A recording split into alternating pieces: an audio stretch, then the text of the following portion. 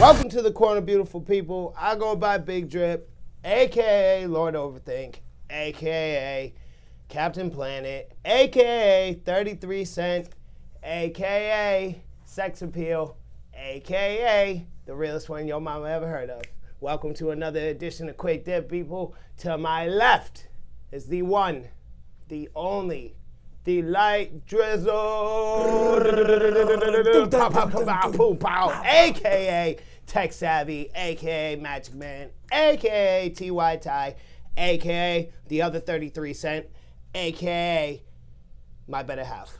Welcome to the show. What's up, guys? We got a big show for you tonight, as you all have heard. What's going on today, Drip? So it appears we're going to be getting some Jared Leto in the Snyder Cut of Justice League. Is this good news, bad news? Big Drip says bad. Drizzle says otherwise. I do. So, as everyone's probably already heard, Zack Snyder is in additional photography for his Justice League cut, going to HBO Max via Warner Brothers. And today we got some breaking news from The Hollywood Reporter, which comes from good sources. So it's pretty trusted. And they've confirmed that Jared Leto is in fact going to be in the Snyder Cut.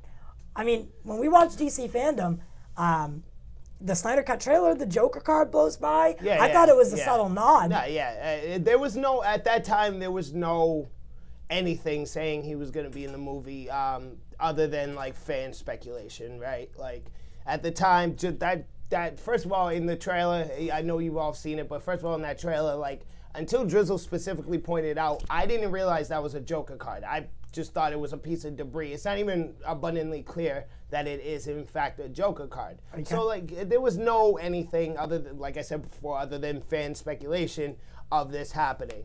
Right. As far as my 2 cents on the whole thing, I think it's just Warner Brothers' way to kill two birds with one stone. Now that Snyder Cut has been officially, is going to be officially released, now people are crying, well, now we want to see what Suicide Squad was and blah, blah, blah. And the main, geez Louise. The main whole point of that is because they wanted those Joker and Harley scenes that got cut out of the movie. That, there's a solid 45 minutes worth of footage just of them too. And that's mainly why people were crying for the Suicide Squad. So my guess is Warner Brothers went to Snyder, hey, here's some extra money, put Leto in the movie. Hopefully that will get the whole Suicide Squad thing to die down so we don't have to put, another $100 million into releasing that, And as you all know, T.Y. and Justice, Big Drip, we have opposing views on the whole Snyder Cut topic. Yeah. So we said this before, or I said this in the breaking news update the other day.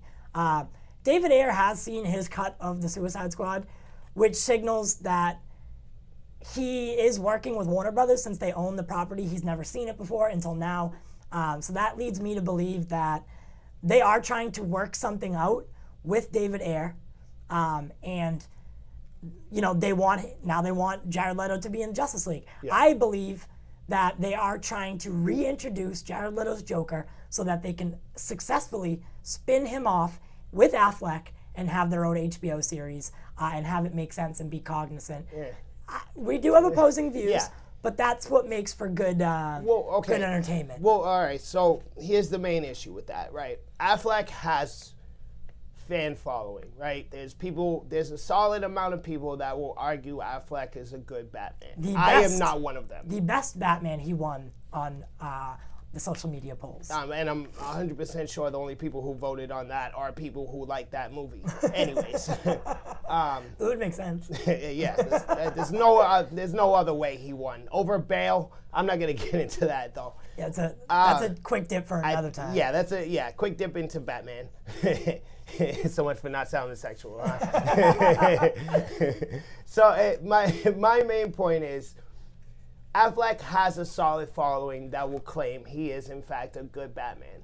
Jared Leto does not have that. The only people who do like Jared Leto's Joker are juggalos, normies, and weirdos. That's it. and they are outnumbered by a lot. I'm sorry, but I don't see it flying. I don't. I think what they're doing is they're going to throw him in. Hopefully people stop crying for the Suicide Squad cut.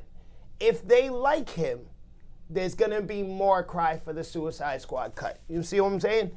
If they put him in the movie, everybody hates him. Everybody still hates everything about him and the character and everything he does with it. Then, all right, we can scrap him. But if everybody likes him, they'll go your route, possibly. They'll release the air cut, etc. So maybe this is a test. Exactly. Maybe exactly. this is a test exactly. for a test run. If and we I can keep him around or not. Yeah, I don't think he's going to be heavily involved. Maybe a quick flash to something that happened before. Yep, similar to Suicide Squad. Yeah, again, is there really a place for a Joker in this type of film, the Justice League, that's focused on, much larger aspects? Is there really time and story for a Joker to be inserted into this? I think it's too much. It might be. However, I do think that if done well and tasteful, I mean, we're not going to get the same exact Joker from David Ayer's Suicide Squad. It's not going to be the same because Zack wouldn't use a character like that. No, it doesn't fit his. No, way out of Snyder. It doesn't fit. Yeah, and not even a little bit. I mean, Warner Brothers, put it this way. So out of the 45 minutes, hour and a half footage of Joker and Harley, they ended up using 8 minutes of the Joker screen time in Suicide Squad. So what was really the purpose of that? Yeah. I mean, I would love to know. I would love to see, in a time where no movies are being filmed, I wouldn't mind going to the vault, pulling out David Ayer's Suicide Squad, touching it up, and putting it out before Justice League. Yeah, absolutely. However, there's a time and place for everything. Yes. And does the Joker really fit into the Justice League is the real question. He doesn't. But this was a major problem in Batman vs. Superman as well. They threw too much content into one movie. Content that could have been used for its own separate movie, and it could have been great, but they overdid it. They threw way too much in. I think that would be the exact same problem if they throw Joker into this. Real quick, on the quick dip, I want to go on record as saying Jared Leto is not the problem. His performance is not the problem. The overall design of Joker and who ever read him, I'm assuming it was David Ayer, who came up with the way he looks and talks and carries himself. That's the problem. I have seen Jared Leto perform very well. My best example I always give, Dallas Buyers Club. He gave a excellent performance. I know this man can act. It is not his fault. The tattoos and the grill and the gold chains and the pimp cane and the leather jacket, oiled up, greased up, slick back hair, that's the problem. He looks like a douchebag, not a clown prince of crime. Thank you, tongue twister. So, I mean, most people thought that Jared Leto was going to do well in this role. Yes. For instance, his roles including myself. Requiem for a Dream. Yes. Dallas Buyers Club and several others. I mean, and then we all heard rumors of him never breaking character on set, sending dead rats to castmates. Silly, and doing other stuff, but very Joker-esque. Yes. And it seemed like we were getting something special. Yes. However, when they did display this H&M version of the Joker. H&M version is a good way to describe it. It did throw me off. I mean, Yes. so David Ayer quoted in his tweet, and I said this before, that his film, the cut that he saw in whatever he's working on with Warner Brothers, it matched the tone of the first Comic-Con trailer we got. And honestly, that trailer was good. You didn't get Joker till the end, and he was laughing, and you only got that scene of him zapping Harley. Yes. And it gave me that freaky vibe. Yes, absolutely. However, something happened. The behind-the-scenes crash. Along the road, Warner Brothers stepped in and put their ugly, greasy little hands into it and mixed the pot way too much. By the end, and this is known, they hired a company to slap that specifies in trailers to slap together this movie. That's why this Suicide Squad looks the way it does. Once again, Jared Leto, if you're watching, you're not the problem, man. I have zero issue with you. I agree with Drizzle. Everything he did, past performances, things that he was doing, like the dead rat and the condom thing, that's silly, whatever. But do what you got to do to get into character, right? To whatever you have to do to give your best performance, fine, go ahead and do that. Again, it's the problem, and this isn't something we can get rid of, unfortunately, because people are going to be looking for that stupid tattoo on his forehead. You know what I'm saying? And there's going to be a lot of comments and continuity criticisms if they don't keep the silly design. Right. So we're kind of stuck with it, unfortunately. But if you write him into the story correctly, give him a performance so that way we can overlook the silly design. Right, no, exactly. And I think, like, say, for instance, because, I mean, this could be really good or really bad for the Snyder Cut. Yes, it could be disastrous or it could be amazing. Right. Yes. But hopefully they find a way, and it's maybe in a flashback for Batman, where they introduce Joker. However, maybe Joker killing, his Robin as like a backstory motive behind why he's seeking these team members. Yes. That could be tasteful. Yep. And if you introduce Joker in like a sinister, really like gritty way, that could be cool. But if it's just to flaunt his just flaunt that he's there. Pimp canes and stuff. Just to flaunt him. If it's just that, but then I don't see a problem. I mean, I don't see it fitting into the overall story. But that's way out of Snyder's realm. You know, that kind of just flaunting the cane. Like I said, I would love to see that flashback of him killing Robin. That would be such a good addition to the film. Yes. And that could do whatever it needed to do. So something we've yet to mention. We're getting about 4 hours worth of footage in the Snyder Cut. So that means there's enough time to do a side story of Batman and Joker.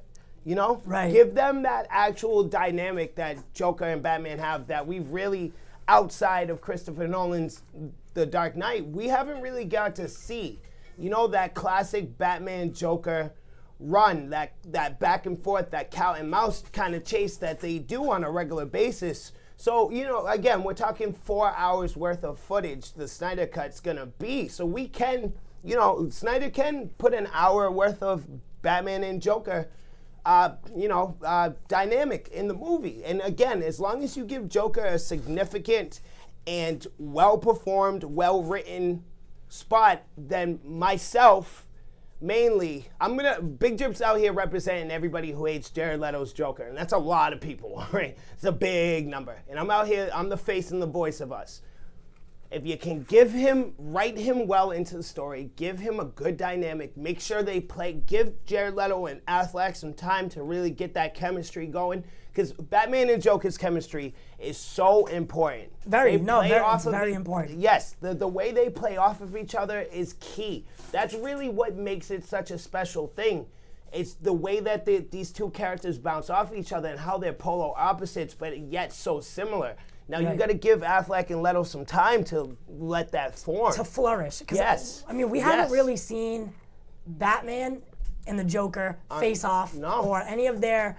I mean, we've seen bits and pieces of, him chasing him in Suicide Squad. Yep. But we never really got down to why there is a Joker. Yep. Why the Joker's created. Why he hates Batman. His obsession with Batman needs to be established. And I think that's what's lacking in his Joker, his motive. Yes, absolutely. Harley is Harley. Yes. Right? She's always going to be there for Joker. She's always going to be a pertinent part of the story. Yep. But without Batman, there's no Joker. Yep. And you need to know why that hatred is there, why he wants to destroy everything. And the problem is the Justice League is not the movie to establish that. No, it's not. And that's the problem. They came across this so incorrectly. They started off with Man of Steel. Perfect, fine. Start with Superman. But then you jump to Batman versus Superman. Batman's already 20 plus years into being the Cape Crusader, right? Then we go to Justice League, Suicide Squad. The way you guys timed this and made your timeline is so wrong. Yes. We have you've given us nothing. You just assumed that everybody was on the same page, right? So you established nothing. No character development, nothing. So as far as the Snyderverse goes, I will agree with you that I don't think the movie timeline, I don't think that worked well enough.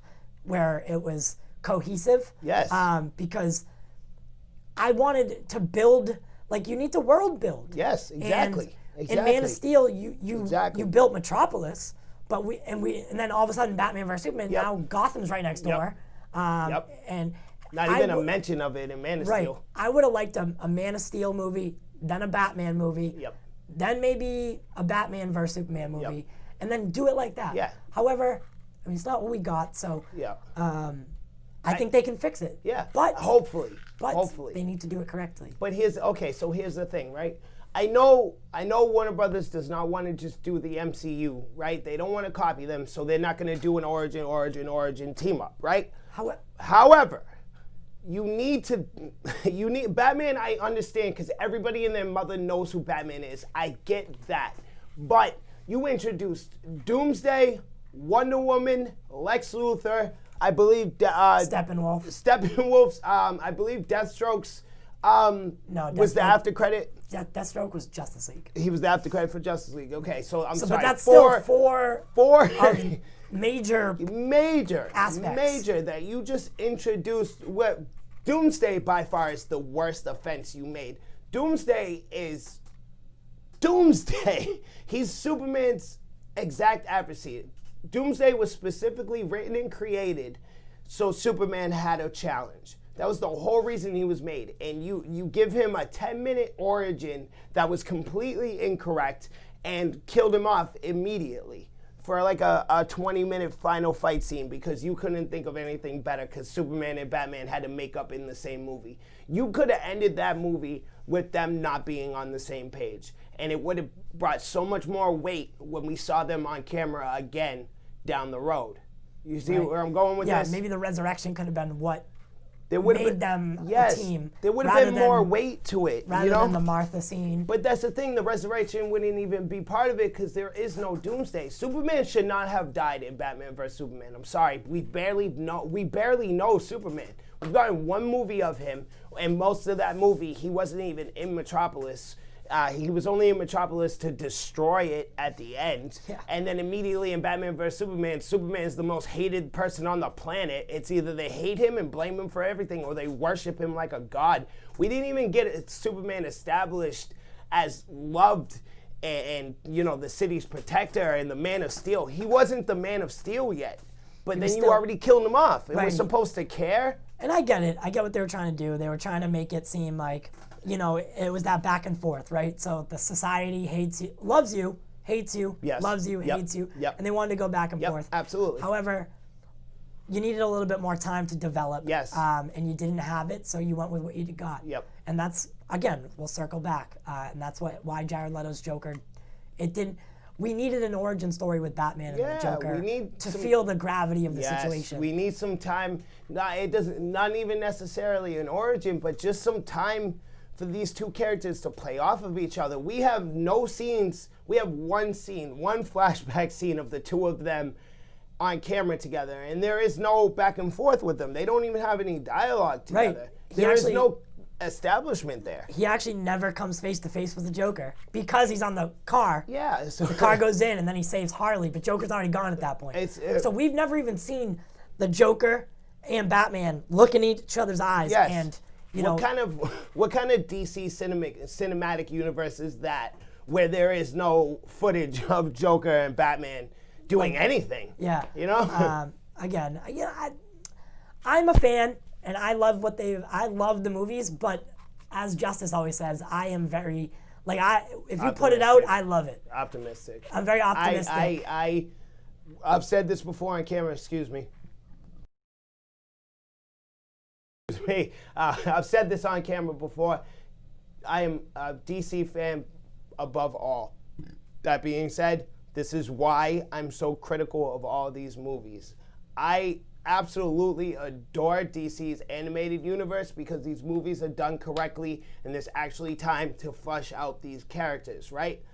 My main problem is, I want to get back to Joker. The main problem is you just throw DC has this habit of just throwing everybody in and assuming we know and understand who they are and we already care about them. We don't. We do. because we're nerds and we have no lives and we know everything about these people. But everybody else doesn't, especially Joker and Wonder Woman. The way you just threw them into the movie without anything, we're supposed to care. No, I'm sorry, you have to develop these characters. First of all, you shouldn't have took out all that screen time of Joker in Suicide Squad. You should have kept some more of that. You gave us, what was it, 8 minutes of footage? 8 minutes of 8 footage. minutes of footage, and we're supposed to, 8 minutes of what we got, and we were supposed to like Jared Leto? No, come on, guys. That doesn't even add up. No, if you put some more of that footage, maybe you wouldn't have gotten roasted so hard on the tattoos and the grill. Maybe we wouldn't have torn him to shreds the way we did, but you didn't give us that. So let me ask you a question. If, for some reason, in the Justice League 4 episodes, we got Joker, and it kind of seemed like they were on the right track. Would you be willing or watch a spin-off Batman and Joker series to maybe, hopefully, Warner Brothers is saying, okay, we want exactly that. We want Batman and Joker's connection established, and we want to see Ben and Jared, see what they can do, but not in a movie. We're going to have to do it on HBO because Robert's taking over the cinematic Batman.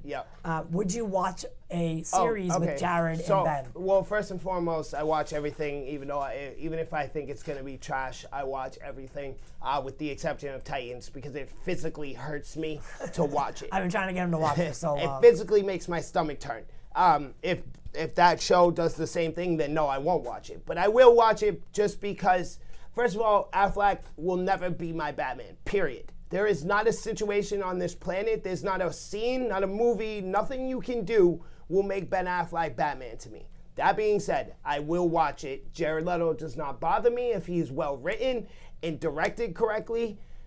Again, we can overlook all the silliness if he's done correctly. Yeah, and HBO would not do silly. No, I don't see them doing that. HBO would want... They're dark and gritty. I would love to see an HBO Jared and Ben go at it. You could get that. I mean, we could do something along the lines of like, what was it? The storyline that I'm thinking of. You gotta be more specific. I know. That's okay. I'll think of it. But I would like to see a dark and gritty Batman. Death in the Family. I was going to say Death in the Family, but there's another one I had in mind that would have been, I think, worked a little bit better. Because you were talking about... the death of Robin earlier. That would be a cool... Absolutely. You throw that into the show. I would like to see that story. But I do want to see why Batman... I want to see what happened in the 20 years of them, of what happened in that 20 years to get him here. Yes. We could do a prequel, like we had talked about. They want to do a prequel. You know what I would love to see? If they go down your path, I would love to see the main focus be on Leto. The main focus, let's switch it up. Ooh. Let's really turn this on their head, right? Let's flip it around. Let's do this like we usually don't, right? It's similar to Joaquin Phoenix movie, but Batman is a heavy character, but technically speaking, he is a side character. No, the main character is in fact the villain, but the main focus is on Joker. Because in all actuality, Joker brings the most to the table. Character-wise and what's the word I'm looking for? Mojo-wise, like he right, Batman, you get attached to him. And he's bringing the dialogue. He's the one talking. He's the one all his lines are getting into your head, and you're thinking like, wow, this guy's actually making sense, but he's a lunatic. He just murdered my parents. Again, and you see what I'm saying? Same way as Joaquin Phoenix's did it. Yes. However, you'd have a Batman in the back chasing you the whole time. Exactly. I think that would be really cool. Yes, a show of Leto and Joker as Joker, and he's setting up all his schemes, and he's hiring goons, and how he gets into the minds of his goons, because to my understanding, Joker doesn't pay his goons. He just gets all up in your head and makes you join. He's essentially a cult leader. Yes, exactly. So that would be amazing to see a show where Joker is the focus. Batman is in it, and he plays a heavy role, of course, but Joker is the main focus. Right, and you could really feel that chase. Yes. You're watching it from Joker's point of view. There's always that sense of like Batman's right around the corner. You're watching, you're like, he's there. Like, when is he gonna show up? And that makes it the whole Batman. We gotta pitch this, I think. The Batman, when he just appears, has more weight when the focus is on the villain, right? Like, we haven't watched Batman prepare this whole time. We have no idea what Batman's been doing to get ready to stop Joker. We've been on Joker this whole time, so we have no clue when Batman's gonna show up, what he's gonna do. So when he does show up, right? When he does show up, that would blow your mind. Right. So, HBO, if you're watching, baby, you're welcome. We're looking for sponsors. You're welcome. But yeah, so I mean, as this develops, we'll definitely bring it to you more. Yes. As you guys know, in November we're going to be doing a whole Snyder Cut expose. Yes, where we'll talk in depth, almost ad nauseum. Yes, essentially the entire month of November is going to go to Snyder Cut related things, so we will get deeper into this. And you know, you guys already know, if you've been around for a little bit now, you know, as news comes in, we bring it to you, whether it's on our social media or it's in an episode of the podcast itself or a quick dip. We always bring you the news no matter what. So as things adapt, we'll bring it to you. Yeah, I would love to see. I would love, like I said, to finish it off, to review it. We have opposing views, but Justice wouldn't mind seeing it, but doesn't necessarily care for this whole thing. Yep. Either way, we're gonna watch it together, review it, the whole nine. You know, again, whether I know I know for a fact it's gonna be trash, I still go watch it. I paid money for Suicide Squad. I paid money for Batman vs Superman, knowing damn right well both of them were gonna be trash. But I paid cash money to go watch those movies. hard-earned money. Yep, hard, cold cash. But that's what you got to do when you're a fan. You know. Welcome to the cruel world of fandom. Yes, the golden age of being a comic book film fan. Yep. So again, you know, thank you to everyone who keeps watching and supports us. Guys, we just hit, what was it, 450? 450. 450. Oh my God, guys, thank you so much. I mean, seriously, we are climbing like crazy, and that gives us reassurance that we're doing things correctly and that the effort that we're putting in is not going unnoticed. So thank you very much. And you guys get involved, get in that comment section, hashtag we do it for the culture, so you can get into that contest. We're handing out Amazon gift cards, t-shirts, the whole nine, people. So you get involved, man. We're trying to hit 1,000 subscribers, and you're gonna help us get there. And as quick as possible. Quickly. And like I said, last Monday we were at a lower 129, and then a week later 450. So I mean, our faces must be dumb enough or funny enough or beautiful enough. Yeah, I mean, if you just sit here and make fun of us the entire time, I'm okay with that. I'm totally fine. We say it literally every time we get on camera. We want you involved. I don't care what it is you say in the comments. Just get in that comment section, people. Like, dislike, comment, subscribe, ring the bell, all that stuff. Do whatever you like. I just want you involved. Yes. If we get dislikes, that means I know something. We need your feedback in order to continue. True. If you don't tell us what's wrong or what's right, how will we ever fix it? True. It's all on you, the viewer, to let us know what's going on. So please, your voices will be heard. And I do have one last thing before we go. Of course. So, a fellow podcast gave me an idea, and I think it's going to work really well. So in our podcast episodes, we've gotten a lot of feedback that an hour and a half is a long time. Yes. So I found a way that I can break the episode up into chapters on YouTube. So they'll all be labeled from now till the end of time. Each podcast episode will be labeled with what it is. And you can skip to it or jump to where you want to hear the news. And you can do it like that. So, in other words, it just, for those, because we, again, like you said, we've heard a lot of feedback that, like, an hour and a half is a lot to watch on YouTube. So we're just going to break it up into segments so that way, and I heard plenty of times that, oh, well, I'm not necessarily into video games or I'm not really into anime, so I didn't hear the rest of the episode because I stopped when the video game talk came in or when the TV show talk came in. So now that gives you the chance to be able to know where exactly what you specifically want to hear, you can hear, So whenever, I think this is the most convenient way possible. I do. I think it helps a lot. Yeah. And let us know what you think. We're excited. This Friday, I'll be doing a Supernatural episode review. Check out TY doing it all by himself. Yes. My big boy. And then on Sunday, what episode are we on now? Episode 7? Six. 6. 6. Yeah. I don't know which holy one it is. guacamole. No, it is. It's 6. Wow. Yeah, 6. We're getting up there. Yeah, man. And Wow. you know, I'm touched. I'm that we're humbled. here. I'm Very humbled, people. So I'm humbled. we love you. I love you. My name's Ty. I'll see you Friday. Big Drip, baby. Holla at us. Welcome. We do it for you. We do it for the culture. Holla at us.